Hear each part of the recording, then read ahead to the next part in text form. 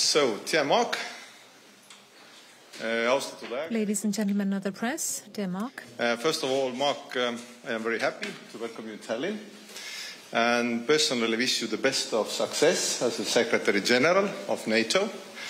And I'm sure that you are the right person keeping the alliance as strong as ever. So thank you for coming and thank you for kind words to Estonia. Mark was very kind to Estonia before, but I hope it continues.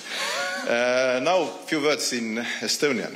Nüüd mõne sõnaga ka meie kohtumisest. So a few words about our meeting as well.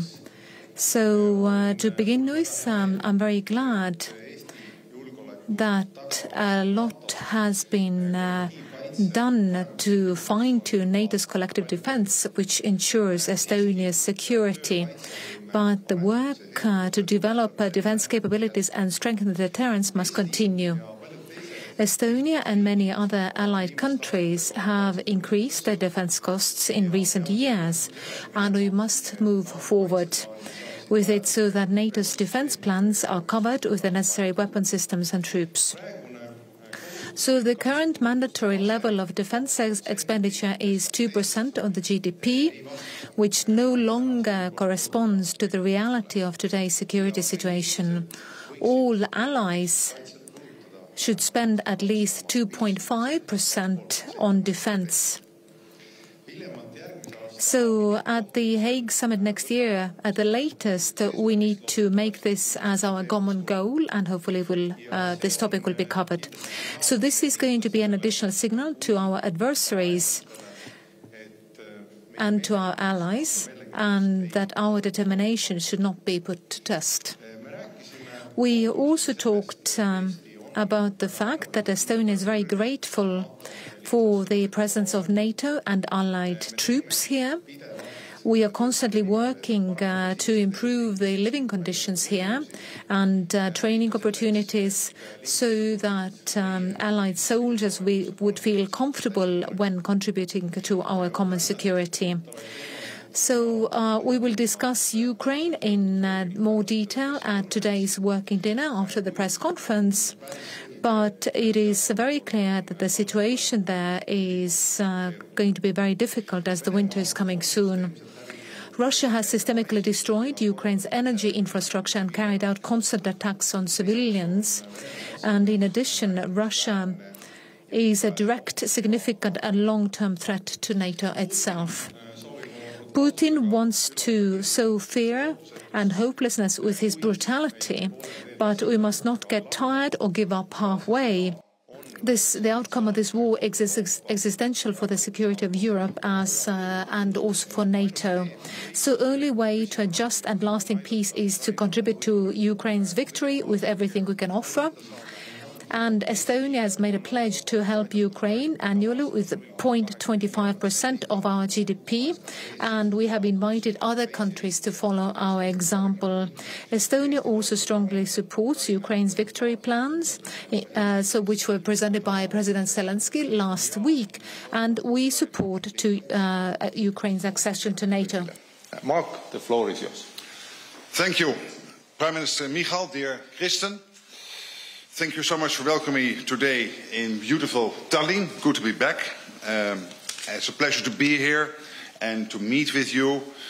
Estonia is a valued NATO ally and has been for 20 years now. Your country contributes a great deal to our shared security.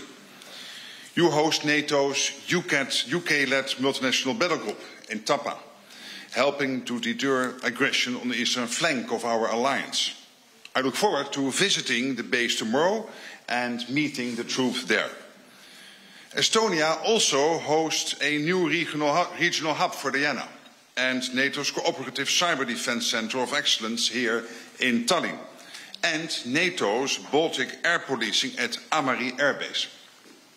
I welcome Estonia's significant contribution to NATO's high readiness forces and your efforts to further improve readiness. By spending over 3% of your GDP on defense, Estonia is truly leading by example. And I know you intend to invest even more in our shared security in the coming years. Investing more is something all allies will need to do to meet our capability targets. This is essential for us in order to continue to deter and defend against the challenges we face. Here in Estonia, you know how close some of those challenges can be. My first official travel as NATO Secretary General was to Kyiv, where I met with President Zelensky and reiterated NATO's steadfast commitment to Ukraine. Estonia is among Ukraine's strongest supporters, having provided over 500 million euros of military aid since 2022. And you have committed to supporting Ukraine with at least 0.25% of your GDP for the years to come. Today we discuss how to bolster our support for Ukraine. Now, through the difficult winter ahead, you already mentioned it, and also for the long term. Russia continues to attack Ukraine's critical energy infrastructure. And as winter approaches, our support to Ukraine remains critical. We are also working hard to deliver on the commitments made at the Washington summit in July, including a new command to coordinate security assistance and training for Ukraine, and our financial pledge of at least 40 billion euros in 2024. We also discussed ways to further strengthen NATO's defences, including steps to make this region more secure. This week, Germany inaugurated a new NATO Naval Command Centre for the Baltic region, which will better protect key supply and trade routes and critical infrastructure, making the Baltic waters safer and more secure. Dear Kristen, thanks again for your steadfast commitment to our transatlantic alliance.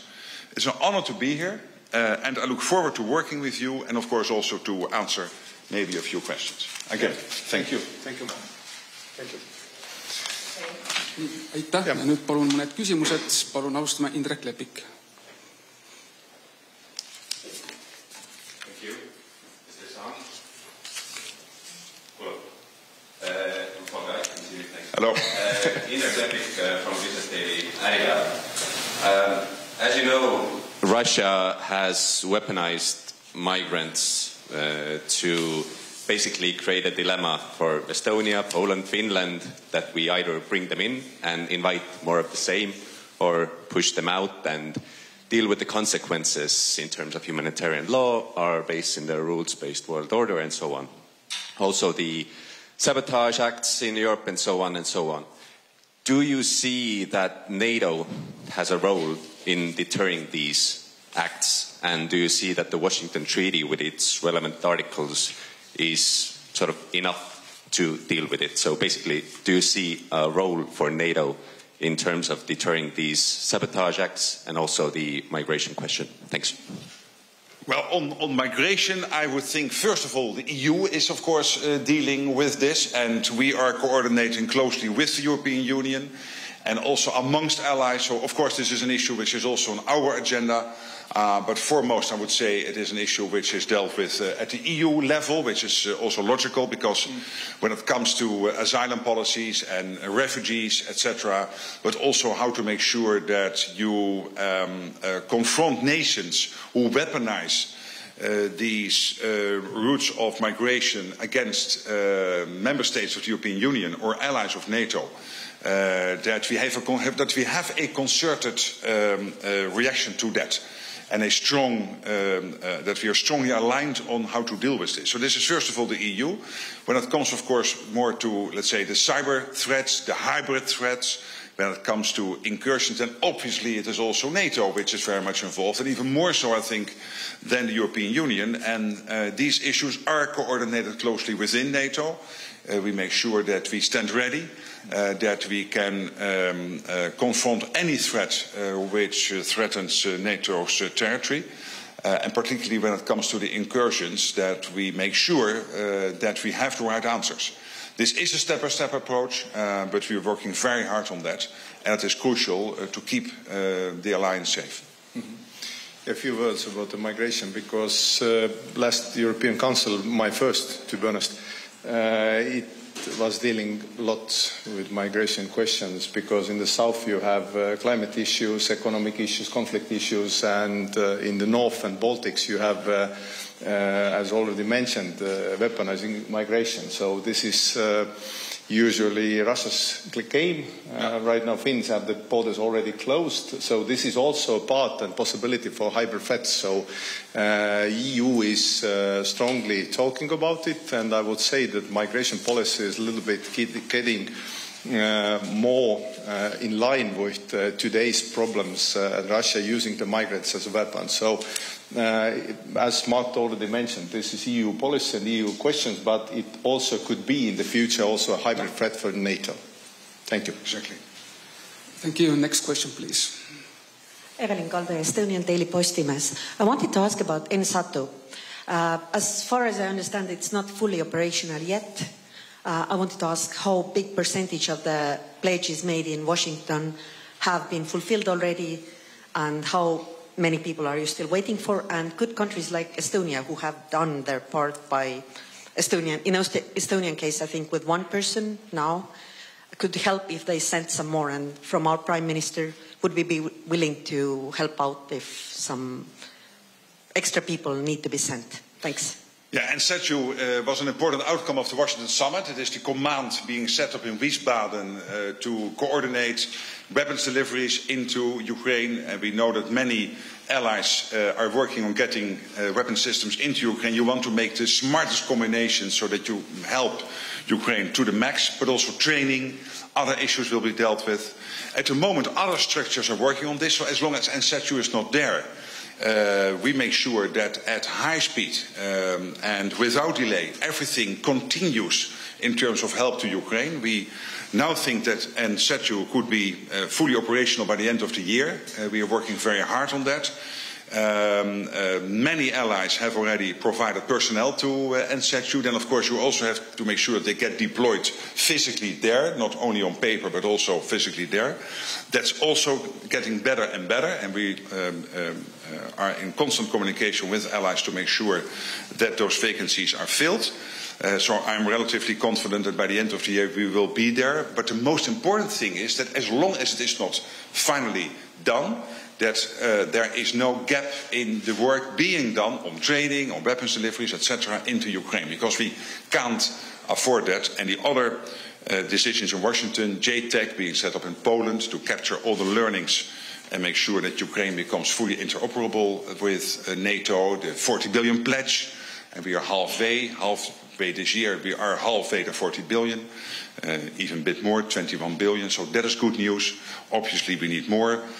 So we're working step by step on all these issues, and I think getting there. Yeah. Thank you. Next question. Ämari Air Base, Estonian public broadcaster. And my question goes also to Secretary General. So the summit of BRICS is now going on in Kazan, Russia, and NATO member state Turkey is also presented there. And as we know, Turkey also wants to apply a membership in BRICS, Russia-dominated organization. So must we be concerned? Well, let's not forget that Turkey is a very important ally in the alliance. It has one of the best equipped military forces in NATO. It plays a vital role in its part of the NATO geography. It provides a lot of capabilities to NATO as a whole. So we are very happy and glad with the fact that Turkey is for so many years now an integral part of the alliance. And obviously within the alliance, being a democracy, 32 countries, there will always be debates on this and that. But we know that Turkey is also working towards or with some of the BRICS partners. They have the sovereign right to do so. That might lead to debates now and then within bilaterally or within NATO, but that doesn't mean that Turkey is not, it is still, and it will always be, to my absolute conviction, NATO is very popular in Turkey, and Turkey is very popular in NATO. So we have to make sure that we make maximum use of each other, and we are so happy that they are an ally of us. Thank you. One last question, please. Hi, Ott Tamek from Bloomberg News. A question for Mark Rutte about North Korean troops in Ukraine. You said a few days ago that it was that you weren't able to confirm, based on your own information, that North Korean troops were actively engaged in the Ukrainian front so far. Has that changed according to the latest information that you have in NATO? Thanks. Well, I discussed this yesterday in a telephone call with the president of South Korea. And of course, we also discussed the ongoing cooperation between South Korea and NATO. And we just ended on Thursday a very successful meeting of the NATO defense ministers together with their colleagues from Australia, New Zealand, South Korea and Japan.